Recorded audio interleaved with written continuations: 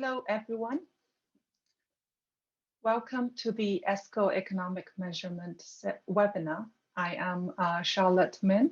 I am a research associate at ESCoE and will be organizing and coordinating this webinar series with Paul Labonne.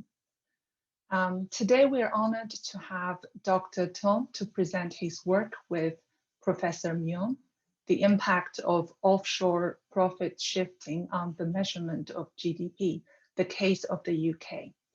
Their paper looks closely at an important topic for the GDP measurement, that is the offshore profit shifting by multinational enterprises. It also shed light on the issue of productivity slowdown in the UK and in a number of other countries. Professor Mion is currently at the University of Sussex. His research focuses on international trade, urban economics, and applied econometrics. Dr. Manuel Tong is an economist at the National Institute of Economic and Social Research. His research interest also lies in international trade. Unfortunately, Professor Mion is unwell today, so Dr. Manuel will be in charge of the whole session. This presentation will be around 40 minutes, followed by a Q&A session at the end. If you have any questions, please type in the Q&A box at the bottom at any time of the presentation. We will take questions after the presentation. This webinar will be recorded and the video will be on the ESCoE website. So now, without any further ado, let me hand over to Dr. Tong to present his work. Good afternoon, everybody. My name is Manuel Tong, and I'm an economist from NIESR.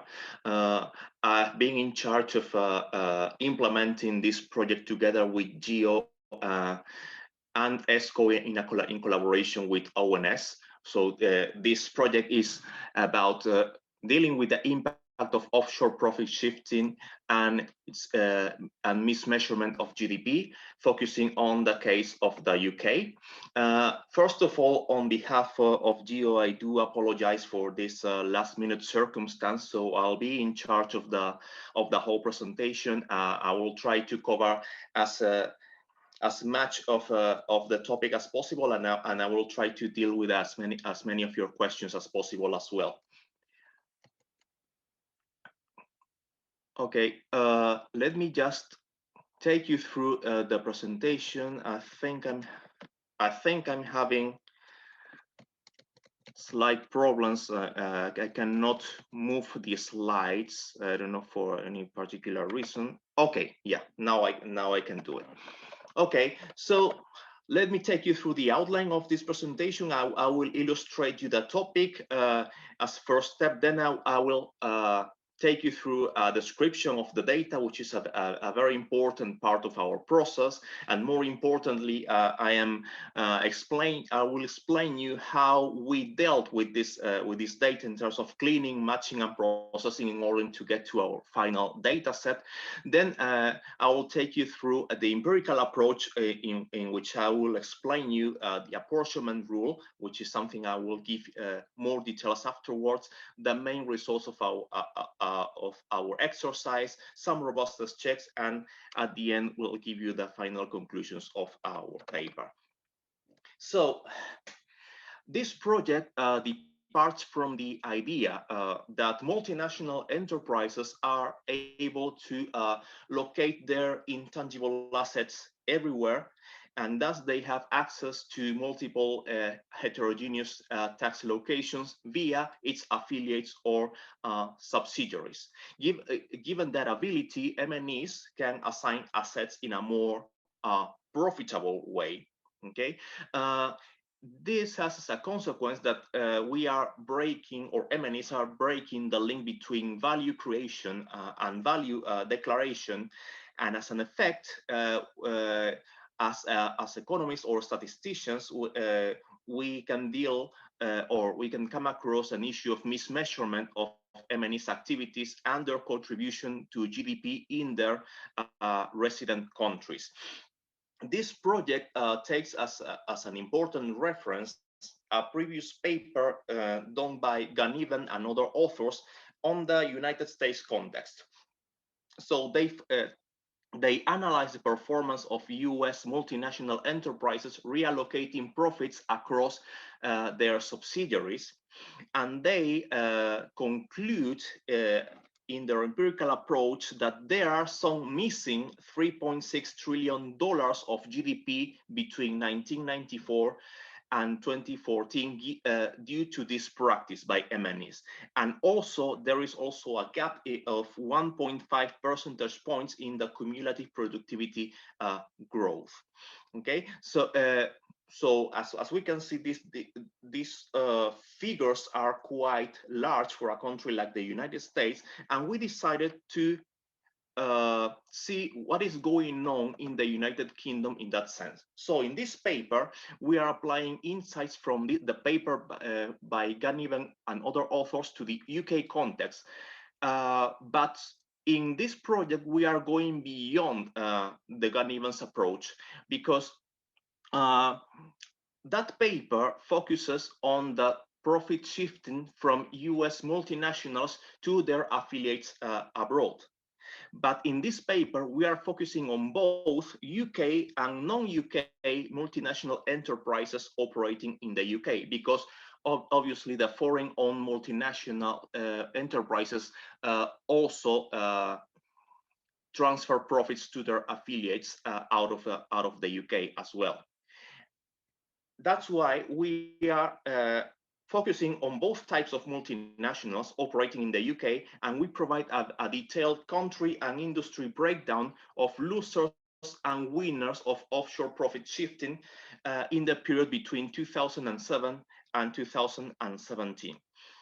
As a preliminary overview of our results, we find that by profit shifting, the UK in 2017 is a net winner, expressed in an excess of £41 billion, which in terms of the UK GDP in that year amounts to 1.91% of the UK GDP.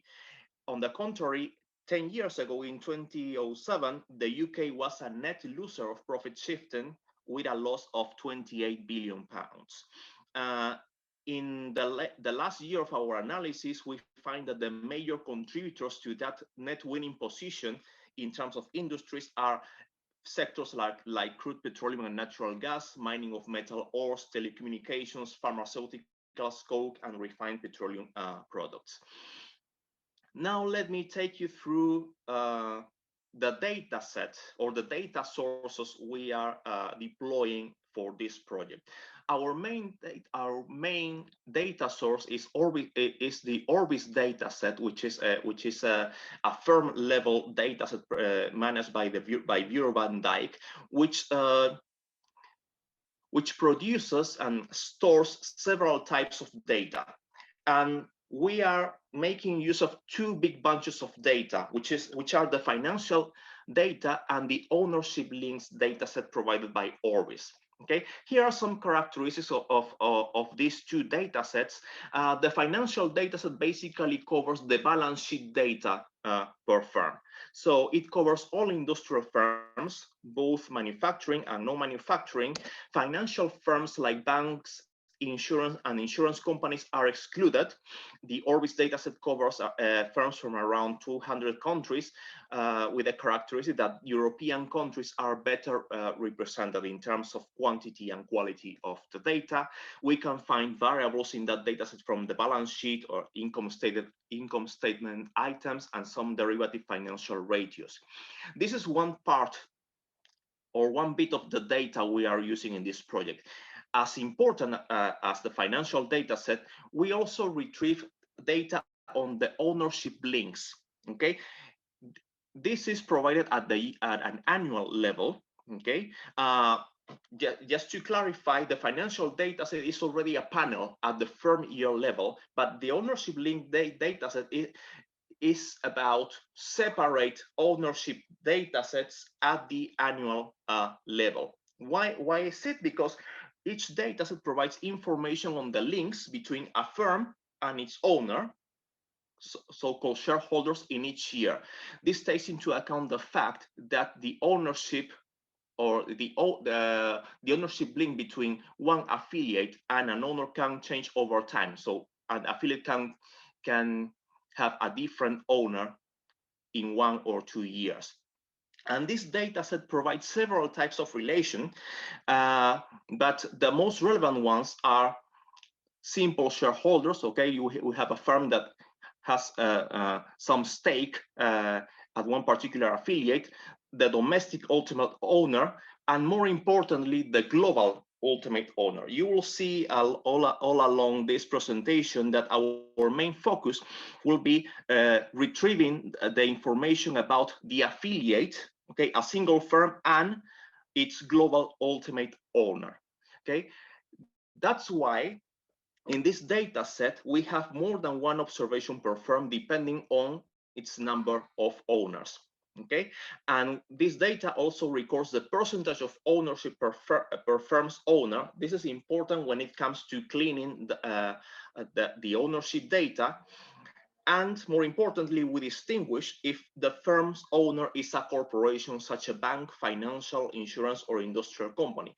You will see afterwards in the presentation that we are going to focus exclusively on the corporation, the corporation global ultimate owner type. Looking deeper into the financial data, we are interested in retrieving some pieces of information from that data set. So from the balance sheet data, we keep variables like fixed assets, liabilities, and more importantly, and that's why I highlight these two pieces of information, the number of costs of employees and the turnover per firm. We'll see later on that we are going to make use of these variables as the apportionment factors in order to reallocate the profits across affiliates within a multinational enterprise group. We are also retrieving variables like interest, costs of goods sold, operating profits and losses, and more importantly, we are retrieving financial revenues and expenses, as well as the financial profits and losses before taxes. Why are these two variables so crucial and essential in our project? If we look back at the paper on the US context, the Goniven et al. Paper, they count of a very well-detailed data set per multinational group, in which they can identify those transactions between the parent company and its affiliates. So, for example, intangible asset transfers, sales to affiliates, etc. And they make use of that information to reallocate profits across firms within a M&E group. Unfortunately, the Orbis data does not have that detailed piece of information. However, by closely inspecting the data and looking at some multinational examples like Starbucks, as we can see on the right-hand side of the slide, we have identified that this type of transactions between parent and affiliates are included in the financial revenues and financial expenses category. That is why when it comes to reallocating the profit shifting, reallocating profits within M&E groups, we are going to rely on the financial profits and losses before taxes. We anticipate that this brings about a limitation to our analysis because we cannot distinguish from this information or what share of these financial variables are transactions between parent companies and affiliates from the other types of financial transactions like cost of funding assets. But this is an application of the profit shifting practice within multinational enterprise groups. Now let me take you through maybe the most cumbersome stage in our project, in which we deal with the cleaning, matching, and processing of our data.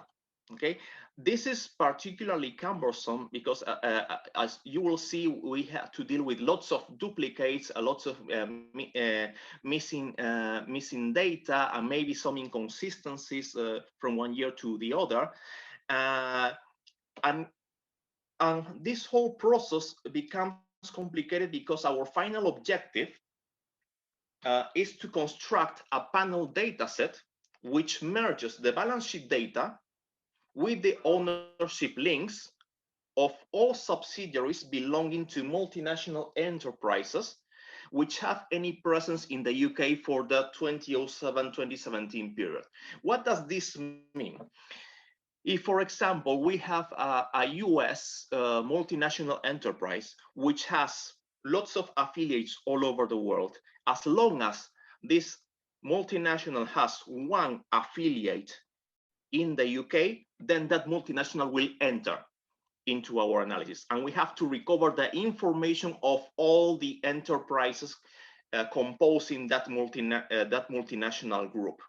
Okay, so every multinational having any presence in the UK, no matter how many affiliates it has in the UK, will enter into our analysis. Now, we started from scratch in this process, and we had no preliminary idea of how this data looked like. So as a first exercise, we started by looking at the data on firms based in the UK for the years 2007 and 2017. Okay, so all the firms registered in the UK, and after gaining confidence on that data, we then proceeded with the years in between and the data sets from the rest of countries. So apart from the balance sheet data I mentioned earlier, we also retrieved some other variables from the financial data set. The most important ones are the firm's identification code, which is named as VBD ID number. And also, let me inform you that each firm or each observation in the panel data set from the financial data represents one account recorded by a firm.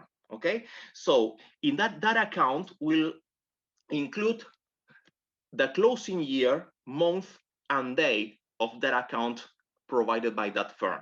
Okay, and you will see later on that this is a common source of duplicates at the firm year level, because a single firm in a year can record several accounts in the dataset. So we have to deal with that. It was a very detailed and millimetrical process, and I will give you more details later.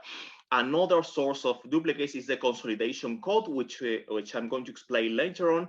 Also, we have two types of filing of the accounts. We have different number of months covered by account and the original currency, units, and exchange rate. The chart in the right-hand side provides some of the initial steps we made in cleaning the data. I don't think it's so relevant to go into the details. I mean, like dropping irrelevant variables or editing the names of the variables and so on. But this is part of the cleaning process. Let me explain further about these two important variables, which are the consolidation codes and the types of filing. The most important one for our project is the consolidation codes. Orbis distinguishes several types of consolidation per account, but the most relevant for our analysis are these four. Okay, Orbis distinguishes between consolidated accounts and unconsolidated accounts. Okay, that complicates our work quite a lot, because we had to understand the definition of each type of consolidation code. So, for example, we have C1. C1 represents a consolidated account. Okay, when we say consolidated account, this is the sum of the data for the parent company plus all its subsidiaries, all its affiliates. Okay, but C1 means that there is no other row in the data set with the unconsolidated account for that firm. So to clarify this definition, let me get back to the example of Starbucks. Okay, let's suppose that Starbucks records a C1 account in the dataset. So that means that row is the account of the sum of Starbucks as a parent company and all its subsidiaries. But C1 implies that there is no extra row in the dataset covering only the account of the single firm of Starbucks itself. Okay, so this is C1. So it's the sum of parents plus subsidiaries, but there is no extra row in the dataset for that particular parent company. On the contrary, C2 indicates us that this row is the sum of parent plus subsidiaries, but additionally there is an extra row for the firm in question. Okay, so in that case, Starbucks, if it's a C2, then we'll have an extra row for its account, for its single account. On the contrary, the U1 and U2 deal with unconsolidated accounts, which is the most common case in our dataset. So unconsolidated account means that this is the account of only the firm concerned, only one single firm, without its consolidated equivalent. So there is no extra row with the sum of parent plus subsidiaries. So this is the U1 is the most common case in our dataset, as we'll see later on, and U2 is the opposite, which indicates that there is additionally a consolidated account covering the firm in question plus all the subsidiaries and the parent company. Okay, we have also two types of filing for the account. We have the annual report and the local registry filing. We had to make decisions in our process to see which of these two types we will prefer when it comes to dropping duplicates, but we'll see that in the next stage of the presentation. First, before that, let me get you through some basic statistics of these variables for the UK dataset. As I mentioned, the most common consolidation code is the U1, and we see that for the UK, 90% of the observations correspond to U1 accounts. And most of the accounts based on annual reports are C1. We also looked at the closing month of the accounts for the UK in 2017, and we see that more than 40% of those accounts are closed either in March or in December. And in terms of number of months covered per account, we see that over 90% of these accounts cover a whole year, 12 months. This is by looking at the 2017 and 2017 information. We see that between 3% and 6% of firms in the UK cover more than a year, and that those accounts covering 12 months account for 96.66% of the total turnover in 2017 and slightly less in 2007. Okay, so these are basic statistics of these variables for the UK. And with this information, with GEO, we had to sit down and define a strategy on how to deal with this data and these duplicates. Okay, so we have identified several sources of duplicates. Okay, so if we look at the list below, we see that for example, we have two observations in the data set for a year with the same ID code, the same consolidation code, the same closing month, the same type of filing, the same number of months covered, but there might be a different closing day for these two accounts. Okay, so we decided to undertake a go backward strategy. So we go through several levels of disaggregation of the data. Okay, and we discard the duplicates according to this criteria that I will describe later on, until getting one observation per firm and year. Okay, so if we find these duplicates which differ in the closing day of their accounts, we will prefer the latest day. Okay, so for example, there the firm reports two accounts, one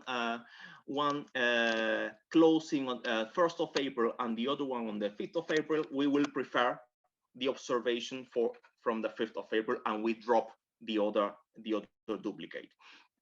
That we get rid of this source of duplicates, and we move on to the next one, which is the number of months covered. So if we have two accounts, one covering 9 months and the other one 12 months, then we will prefer the one with the most months. Okay, so we drop the one with only 9 months covered. The type of filing, we deal with this source of duplicates in many stages of our process. Whenever we have one account filing an AR, another one an LRF, we will prefer the AR accounts. The reason behind that, the reasons behind that are many. We went through the user guide of the Orbis data, and we also examined characteristics of the balance sheet data between AR and LRF, and it seemed to us that the AR accounts were more reliable in terms of the quality of the data provided. Then we move to the closing month, and we prefer the latest month. So if we have if we have two accounts, one closing in December and another one closing in March, we will prefer the one closing in December. And then we move on to the last and most complicated source of duplicates, which are the consolidation codes. We did not only find duplicates, but also triplets and maybe quartets of one single firm. We had to examine closely the data to make decisions on which type of consolidation codes we will prefer.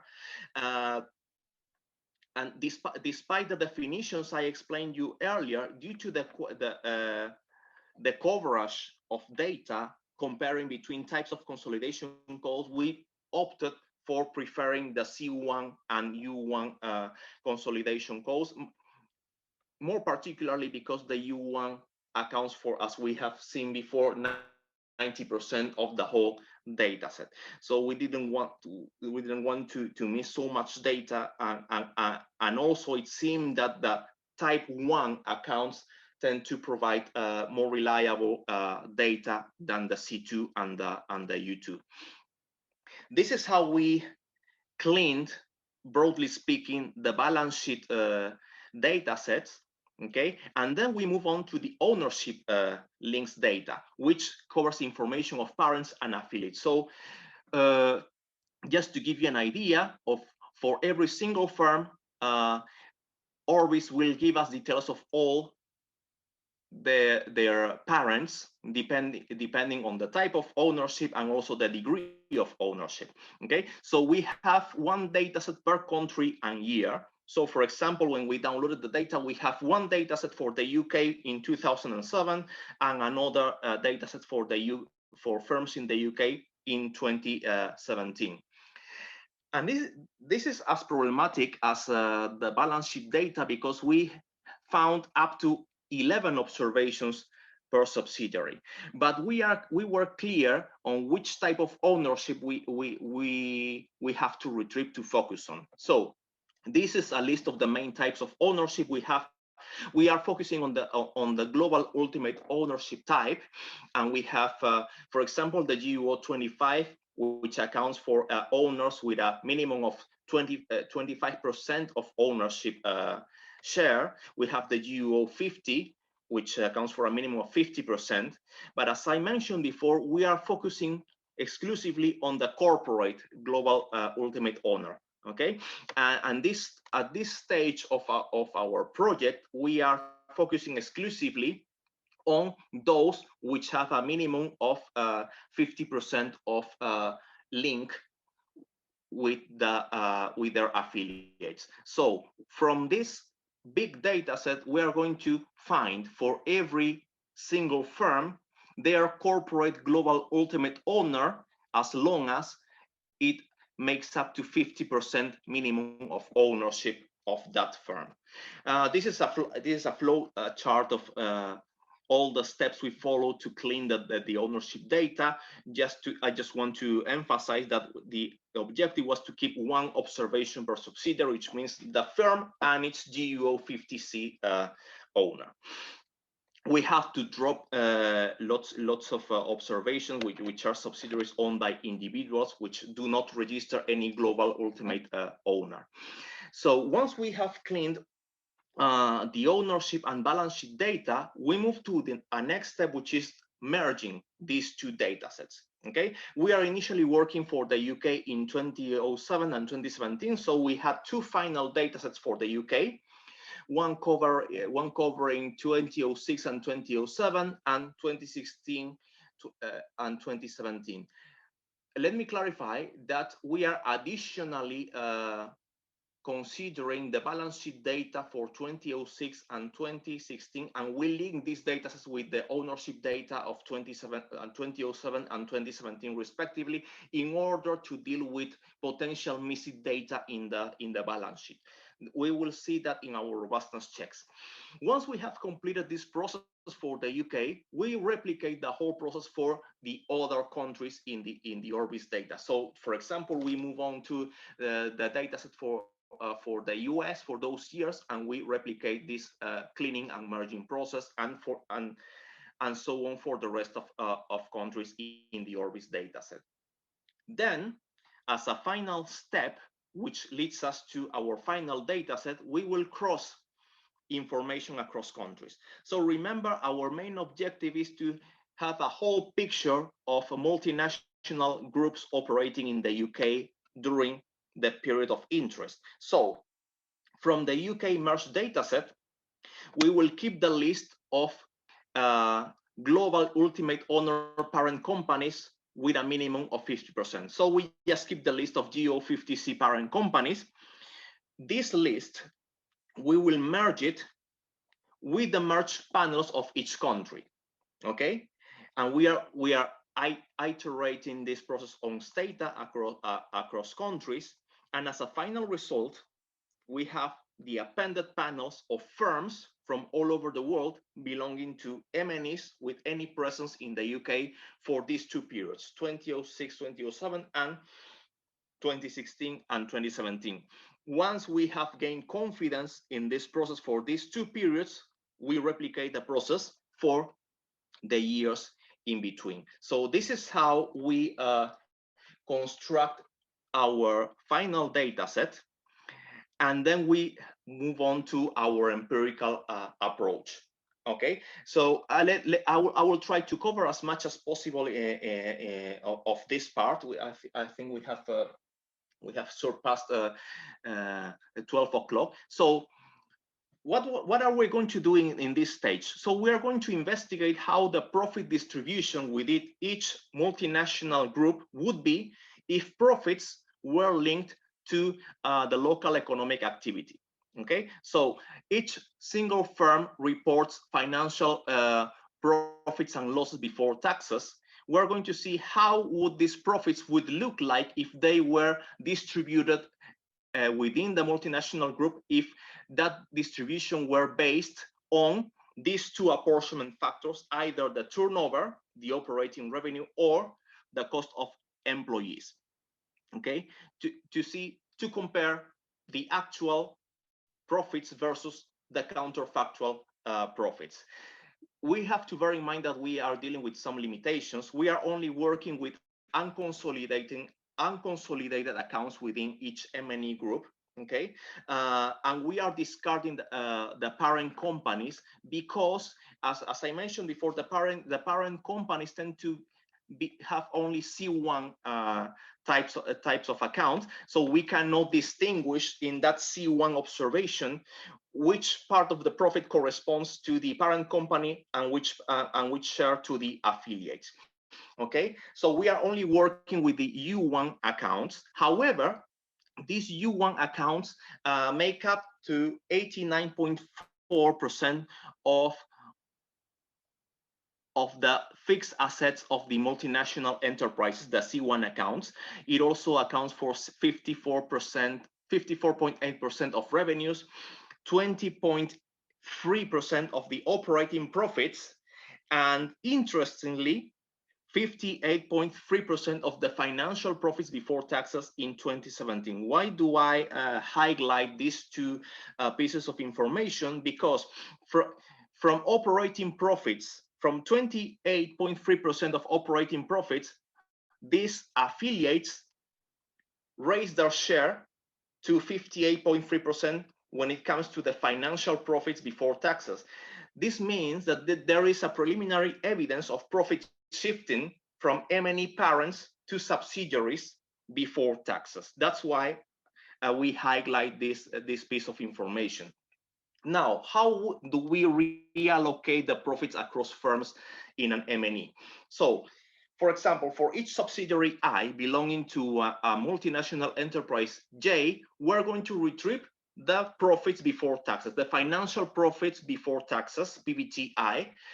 We aggregate these profits at the M&E level, so we get the aggregate M&E-J profits, which is the sum of each of the profits of the subsidiaries being part of the multinational enterprise.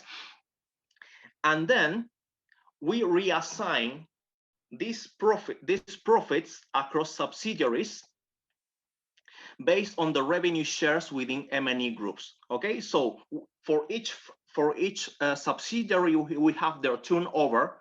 We aggregate the total turnover per M&E group, and we get the share of turnover for each subsidiary. Okay, so the counterfactual profit before taxes that we are constructing will be that profit before taxes for a single affiliate multiplied by its turnover share. Okay, so we are reallocating profits across subsidiaries following the criterion of how much do they account for in terms of turnover within the M&E group. So we can aggregate these counterfactual PBTs per location countries, okay, so that we can have a result for the UK. So the counterfactual PBT for the UK will be the sum of all the profit before taxes of every subsidiary located in the UK. So we can compare this counterfactual sum for the UK with the actual aggregate PBT for the UK we find in the Orbis dataset. Okay, so we compare actual versus counterfactual profits in the UK, and if the actual is greater than the counterfactual, then the UK, according to this apportionment rule, will be a net winner. Otherwise, it will be a net loser. That means that if profits were allocated according to revenues, than instead of the actual distribution of profits, then the UK would be gaining profits as a whole country. Okay, so we undertake this process for the UK. Okay, and let me just share with you the preliminary results of this exercise. Okay, we have for the U1 accounts only sales, operating profits, and profits before taxes, and we can compare the second and the third row for 2017 and 2007. These are results for, in the second column, we have the results for firms based in the UK, and the third column is the global results. So for the for the whole data set, we aggregate profits and operating profits and profits before taxes to see how the figures look like. We see that for both 2017 and 2007, there is a positive balance between profit before taxes and operating profits, as we have seen earlier when describing the data. So if that difference is positive, that means, at least in broad terms, that multinational enterprises are transferring profits from parents to subsidiaries. Now, the question is, how would these profits before taxes would be counterfactually distributed across companies and countries if to sales or to turnover, as we do in our exercise? Okay, so these are the general results for the UK in 2007 and 2017. So we take the sum of all the firms located in the UK. We see that in 2017, the actual sum of profit before taxes for UK-based firms is almost 500 billion pounds. If we reallocate profits according to the revenues, the counterfactual will be 458 pounds. That means that the actual is greater than the counterfactual, so we have a positive balance of 41 billion pounds, which in terms of the UK GDP, it accounts for 1.91%, which means that overall, the profit shifting result means that the UK is a net winner following this approach. We are, and on the contrary, in 2007, we have a net loss of 24 billion pounds, which means that the UK was a net loser, according to this approach. We cannot claim from this estimation that the UK is gaining or losing GDP by looking at these figures, because as we said before, we have a coverage limitation when it comes to actual profit transfers between parent companies and subsidiaries. But this is an exercise in which we just wonder how would profits be allocated within M&E groups if the profit allocation were based or proportional to the revenues obtained by each single firm within an M&E group. We didn't only do this analysis for the UK, but also for the rest of countries. Remember that our dataset covers all firms belonging to M&E groups which have any presence in the UK. So in M&E groups, firms from the Netherlands, firms from Luxembourg, Singapore, and so on. So by replicating this actual versus counterfactual analysis across countries, in 2017, we see that the top winners are the Netherlands, the UK, and Luxembourg, and top losers are Singapore, Belgium, and Italy. And this is a graph comparing or giving some statistics of this exercise for the UK. We see that in terms of multinational groups operating in the UK, the number has been growing over time. We have between 8,000 and 9,500 M&E groups operating in the UK.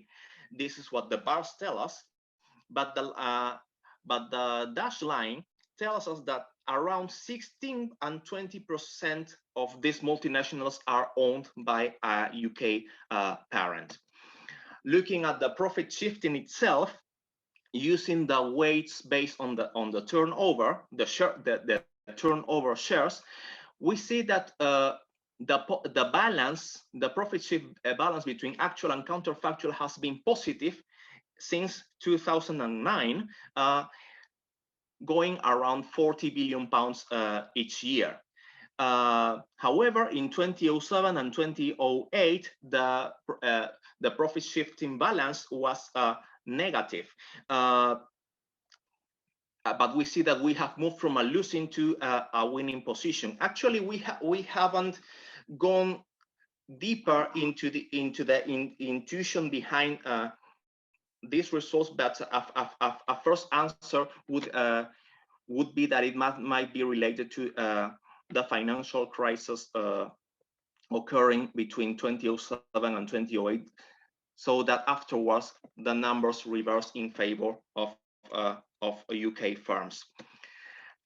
Also, if we restrict the analysis only to UK-owned multinational groups, okay, we see that the pattern is very similar. With a positive profit shifting balance from 2008, and comparing the UK-owned with the overall results, we can conclude that UK-owned M&E groups are the main drivers of this positive balance since 2009. We moved one step forward and we disaggregated the firm data set at the sectoral level. So we identified by using the NIESR 2-digit NIESR 2 code to which sector each firm and multinational belong to. And we replicated the profit shifting analysis at the sectoral level. And we have found that the main contributors in the UK in 2017 for this positive balance are sectors like extraction of crude petroleum and natural gas, which itself on its own account for 7.7 billion pounds of the 41 we have seen so far, followed by mining of metal ores with almost 7 billion, telecommunications with over 6 billion, pharmaceuticals with over 6 billion pounds, and manufacture of coke and refined petroleum products with 5.8 billion pounds. We have gone through all the existing sectors in the data set, and we have seen that those with the largest negative balance are surprisingly financial service activities with almost 9 billion pounds, the manufacture of basic metals with almost 4 billion, and the manufacture of machinery and equipment with 2.2 billion pounds.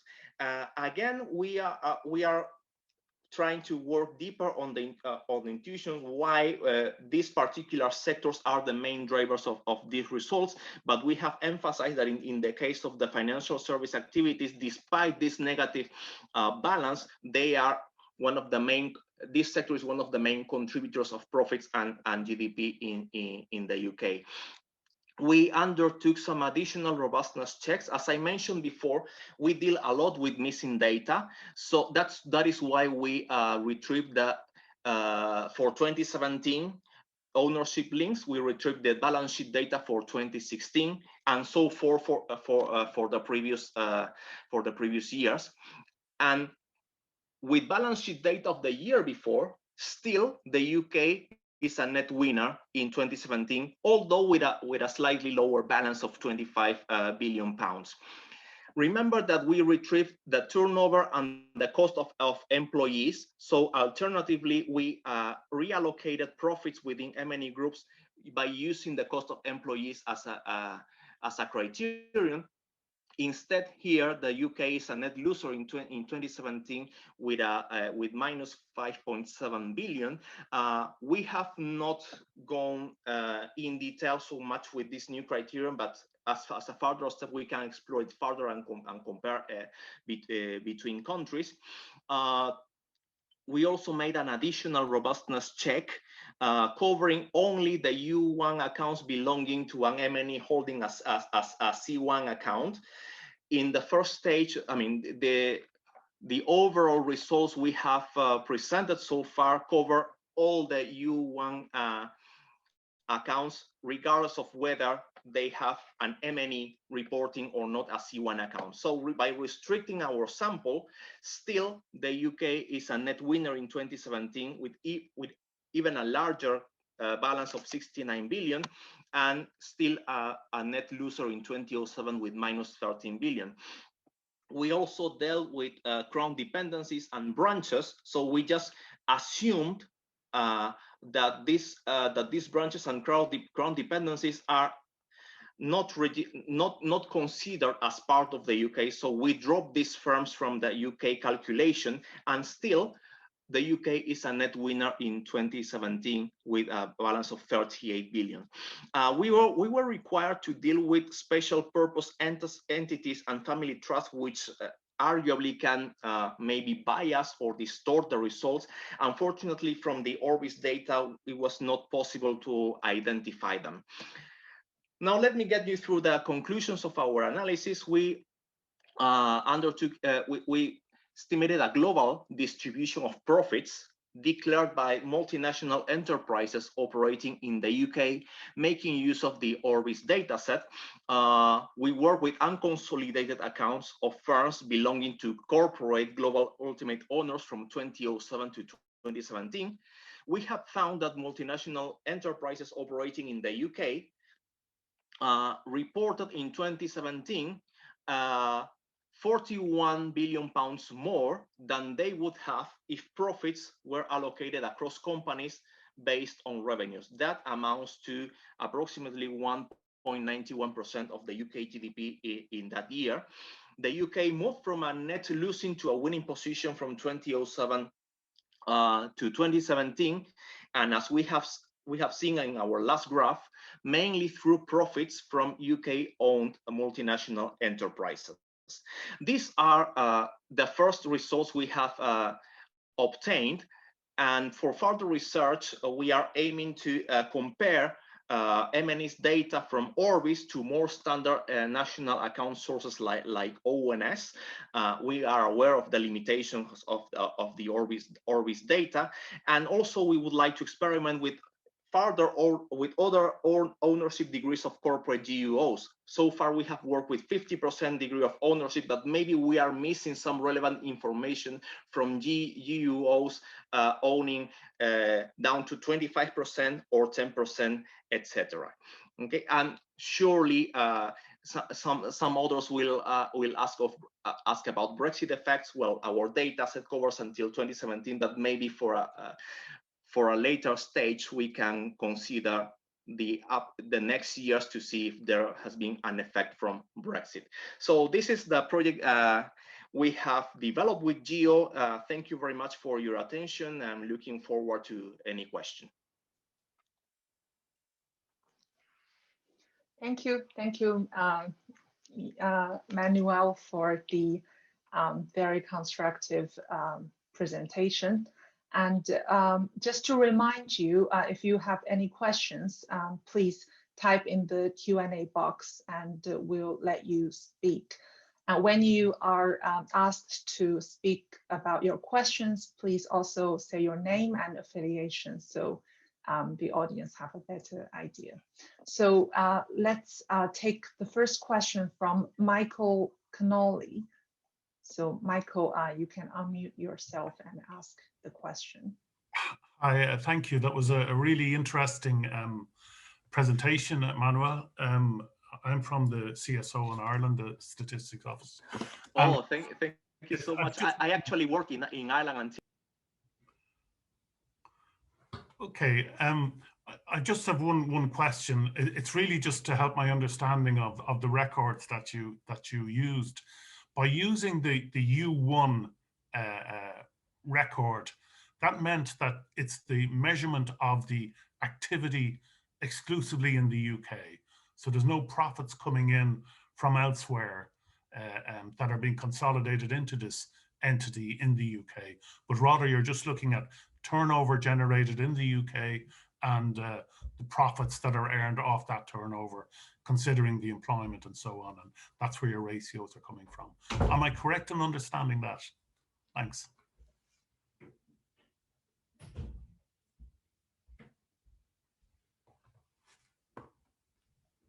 Manuel, I think you're on mute. Okay, sorry, Michael, thanks for your question. I was saying that is why apart from the turnover, we also retrieve the financial profits and losses before taxes. So imagine we have an observation of a U1 account of a firm based in the UK. Okay, we are registering the total turnover, the total sales of that firm, and also the operating profits and the profits and the financial revenues and expenses, and then the financial profits and losses before taxes. In this category, financial expenses and revenues, we assume that this information contains the transactions between this single U1 firm with its parent company and other companies. Okay, so it's not only the profits generated for that firm exclusively in the UK. That is why we are also considering this additional information. So when we work with the financial profit and losses before taxes, this figure will account for these other transactions abroad with a multinational parent company and maybe other companies. This is why we are saying that this is an approximation of profit transfers between firms. So the information does not exclusively cover the operations of one single firm exclusively in the UK. And the same applies for other firms in the sample. All I was thinking was that the importance of double taxation agreements and that come into play then, because yeah. Well, actually, we haven't dealt with that issue of double taxation, but we will definitely try to look deeper into this issue for further stages. Okay, thank you very much. You're welcome.